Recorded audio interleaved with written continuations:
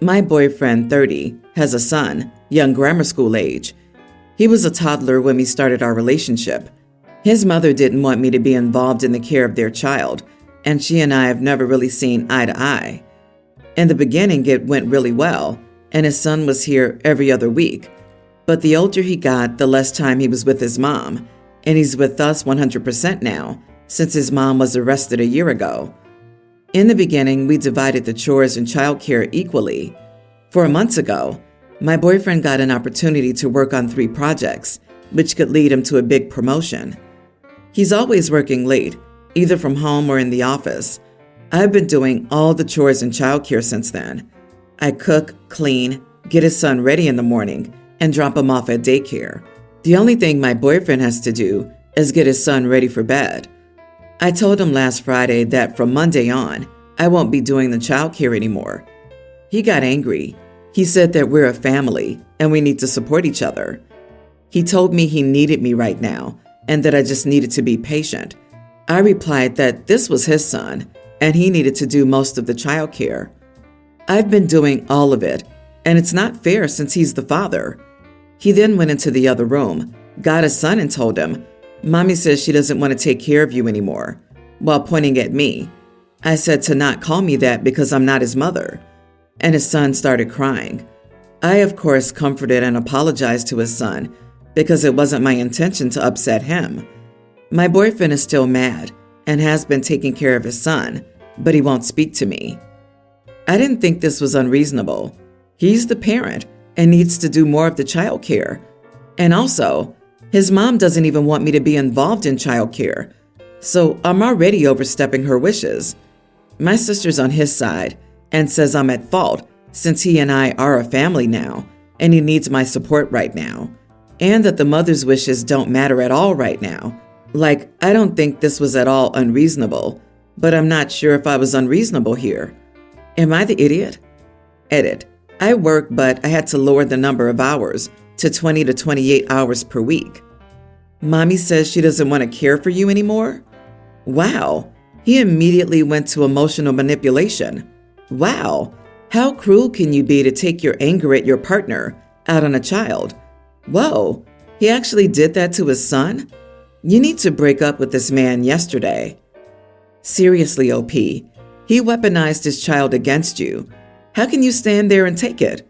He's using you as free daycare and emotionally manipulating you and his son to force you to stay in a bad environment. He'll probably try and walk it back and say he was stressed from all that work. He'll do better. Don't forget at the moment, he chose to weaponize a child against you. He's selfish enough to potentially traumatize his son to force you to work for him.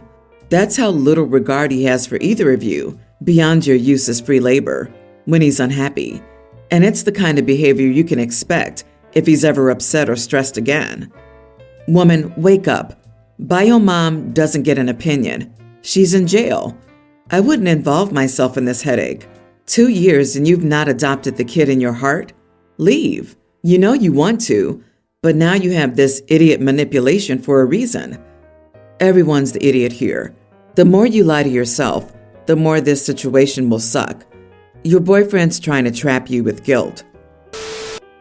My brother and sister-in-law have 2 daughters, younger teen Bria, that's his, and teen Leah, that's hers. The problem is my sister-in-law. Every time someone compliments Bria, we must also compliment Leah, otherwise she'll get mad.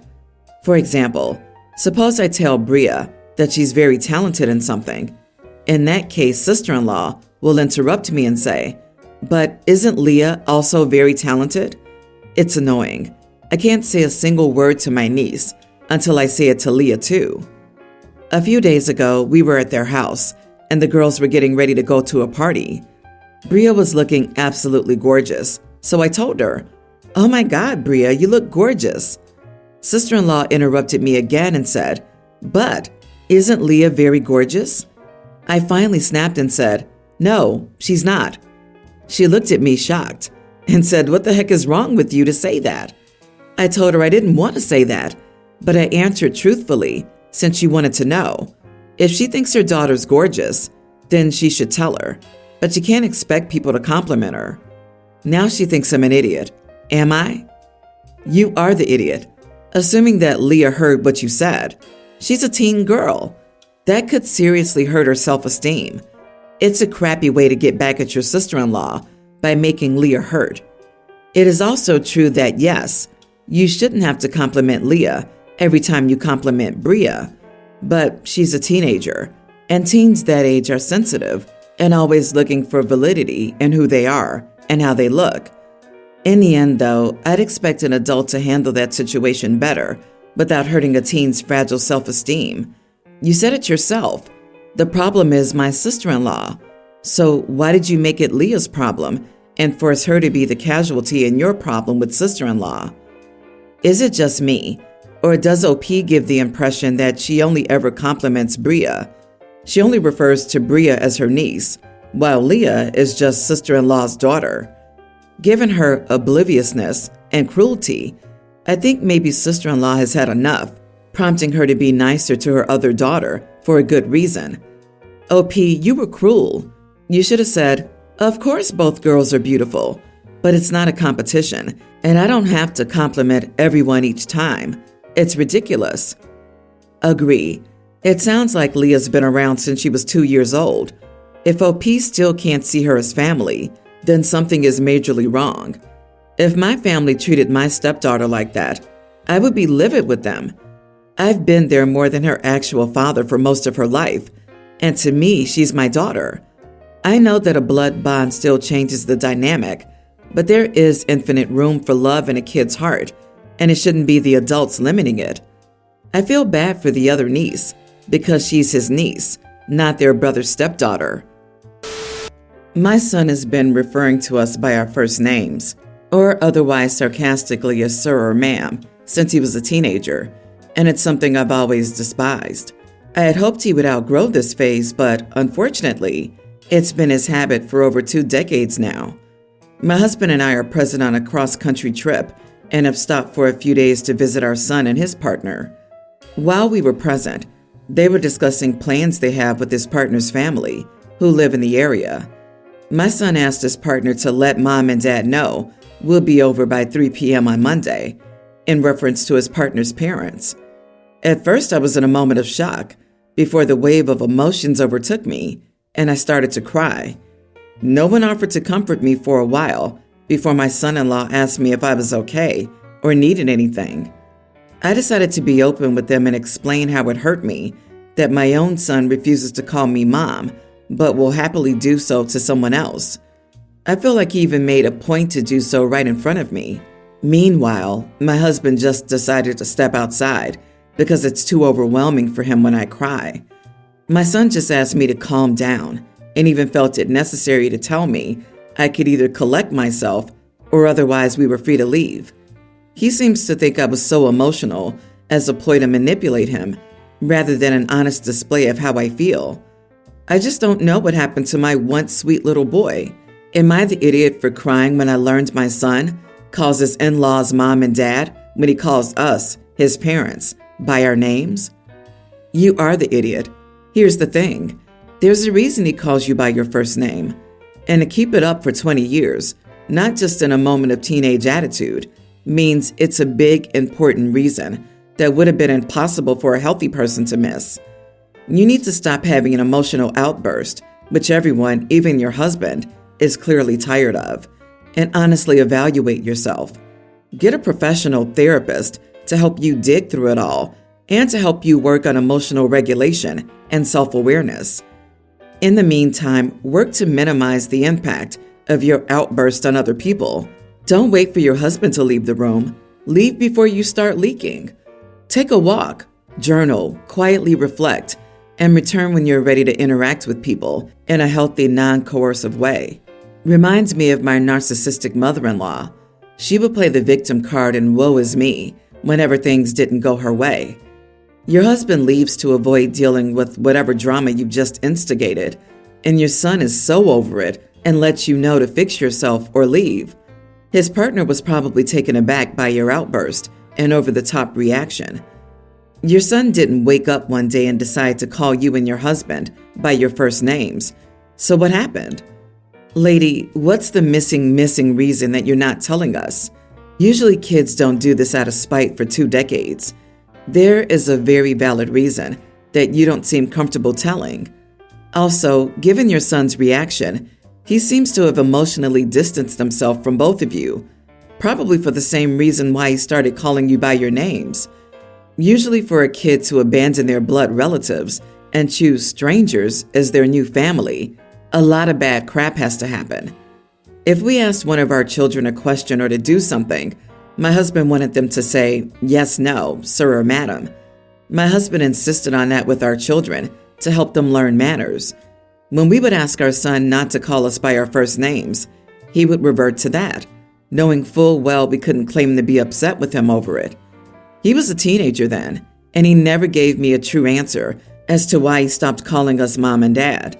My husband feels he was just struggling with the expectations of him as a young man. I always stood up for my children so they didn't have to grow up too fast.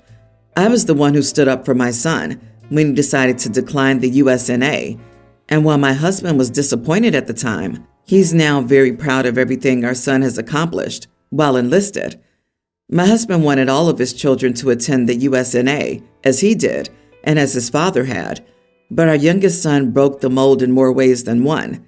He wasn't an officer, and he didn't even enlist in the Navy, but my husband came around to understand our son's choices, since his career aspirations were only available to him the route he took. We're both now very proud of our little Marine, even if I've nearly died of several heart attacks over the years from him. You are the idiot, OP. Here's the very first of your missing reasons. You were never mom and dad to begin with, so I don't know where you get off crying about it now. You already know why he calls you that, so why are you holding it against him now? You raised him like he was in boot camp and are now upset he keeps you at arm's length. What did you expect to happen? He was your child, not some cadet. I don't blame him for keeping things formal. You and your husband set the tone for this relationship. I can't fathom what kind of idiot makes their kids call them sir and ma'am. You asked for this, so this is what you get. My boyfriend, 31, has a tween son. He has a son every week and every other weekend. Lately, I, female 28, been wanting to ski. We live in New Jersey, and our friends have a house in the Poconos. Initially, we would go on the weekends of the 17th, when my boyfriend didn't have his son. Now we have the option to use the house on the weekend we have him, if we choose, on the 24th. I'll be blunt. His son constantly whines and doesn't appreciate anything, although his father spoils him.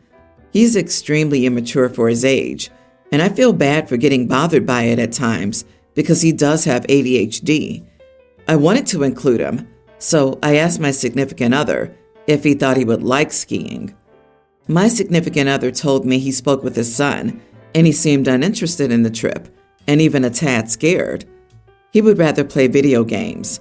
So I told him, we should just go the weekend he doesn't have them, since he wouldn't even like it, and the weekend away is solely about skiing.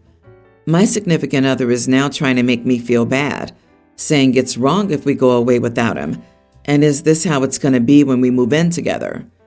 Keep in mind we took him to Hershey and Kalahari and planned trips for him, which he didn't even seem to care about. Am I the idiot? The only trip that your boyfriend wants to go on is a guilt trip. He doesn't want to go skiing. You are not the idiot. You did nothing wrong, and it sounds like you were thoughtful in trying to open your boyfriend's son to new experiences. Son sounds understandably nervous, and a better father would take him to the snow and get him used to playing with it. Save skiing for another time. Son will spend half his life on his Switch if dad actively dissuades him from participating in life. Do they both have anxiety? OP, take it from someone slightly older. This is just a preview of what your relationship will be like in the coming years. Maybe it's helpful to set up some protocol with your boyfriend to make sure you're both on the same page regarding interacting with his son. Clarifying these aspects in general may save you lots of energy. But you realize they're a package deal, right?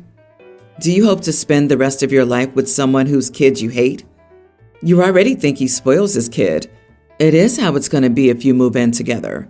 You'll be a stepmom to a kid you don't like, with a father you don't like. So why are you? Is this relationship sustainable? Reading this story, it is crystal clear that you should not be dating someone with a child at this point in your life. I, 30 male, have a house in Florida, and around evening time, after a long day of work, etc., I love taking a swim in my pool in my backyard. I just find it soothing, relaxing, and it helps me sleep better. It's something I look forward to every day. A week or so ago, while I was walking my dog, a lady came up to me and said, "Oh, hi, I'm Janice. I'm your new neighbor. So good to see you. I just wanted to introduce myself. I live right next door to you with my daughter, and we just moved in, etc." Then she shook my hand and walked off. All good. The house owner's name is Gary, and he's a great guy. He's in his 50s, and I've known him for ages. He usually rents out that house, and so these are his new tenants. He used to live in the house, but he's been renting it out for the past few years. So every day around 6 to 7 p.m., I go for a swim in my pool. I take my shirt off, just wearing my swimming trunks, and go right into the pool and start swimming. Every day, I see a lady sitting on her balcony, just watching me swim. I don't care. I just mind my business swimming, or I might sit on the chair in the pool, just relaxing. Again, minding my own business. Yesterday, while I was swimming at 7 p.m., I heard a loud banging noise on my door. I get up from my pool, dry myself off, put some clothes on, and go to the front door and say, "Hey, Janice, how's it going?" She said, "What's going on is you're trying to lure my innocent daughter into your trap, and I know how this goes." I then told her, "Janice, I'm not luring anybody, and I'm minding my business." She then said, "I don't care about all that, but listen, put some clothes on and stop swimming in your pool. We have children over here." I then just say, "It's my pool, and it's my property, Janice. I'm not doing anything." And I just go inside and close the door. Am I the idiot? Not the idiot, and tell Gary he has a wackadoo tenant who's harassing you. Also, get some cameras and have them pointed at the pool in your front door. If your neighbor does this again, report them to the police for harassment, and give the footage of them at your door and footage of you just swimming and minding your own business. I'd be prepared for more of this if I were you. Janices don't tend to go back into the woodwork once they've crawled out of it. Her coming over with her paranoid little spiel equals the music getting really spooky at the beginning of a horror movie. I sense that crap is just getting started. Yeah, something's not right with her. It's probably going to escalate. There's only one solution. Can you get a Borat mankini? LOL. Maybe she should tell her daughter to stop ogling you while you're swimming.